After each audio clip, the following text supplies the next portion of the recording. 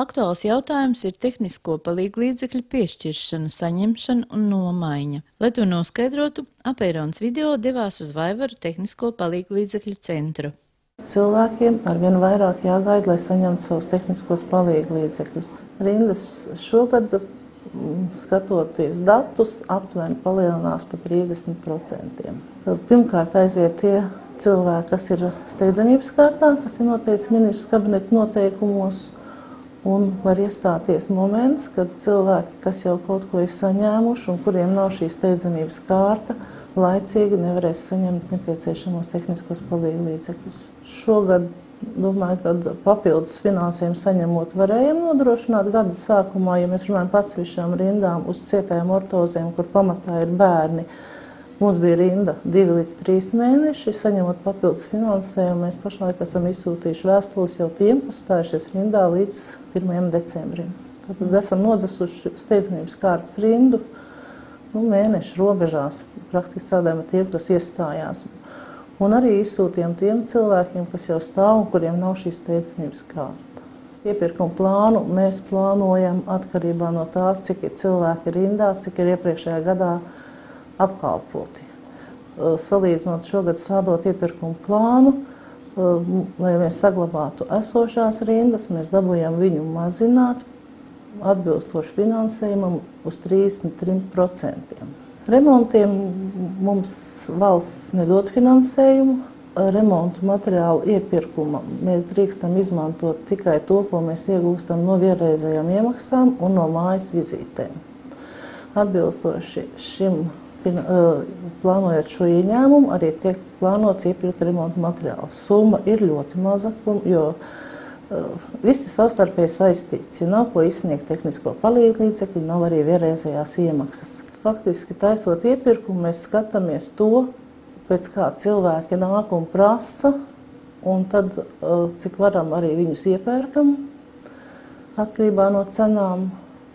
Bet remontēt mums ir grūti, tāpēc arī būtu ļoti svarīgi, ja cilvēks ir saņēmis ratiņkrēslu.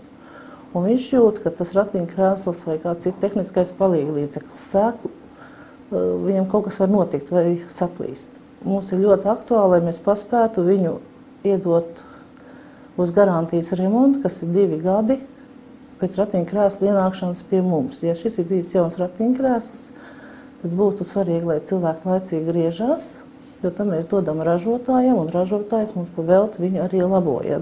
Uzskata, ka tā nav cilvēku vaina. Remonts šeit veic uz vietas mūsu tehniķis.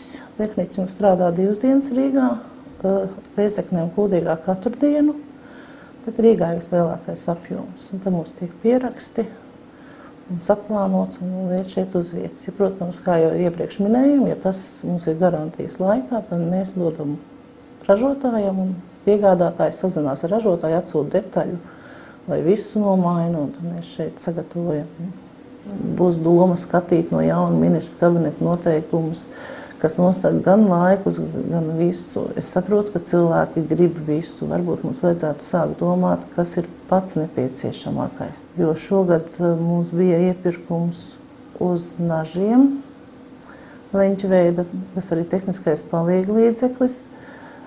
Iepirkums bija lēts, bet cilvēkam šeit atnākot ir jāsamaksā 5 lati, un ir gadījumi, kad cilvēks saka, ka es gribu nopirkt tādu pašu tikai veikalā, kur arī ir tehniskie palīglīdzekļi, kur viņš izmaksā aptuveni to pašu, vai nedaudz dārgāk.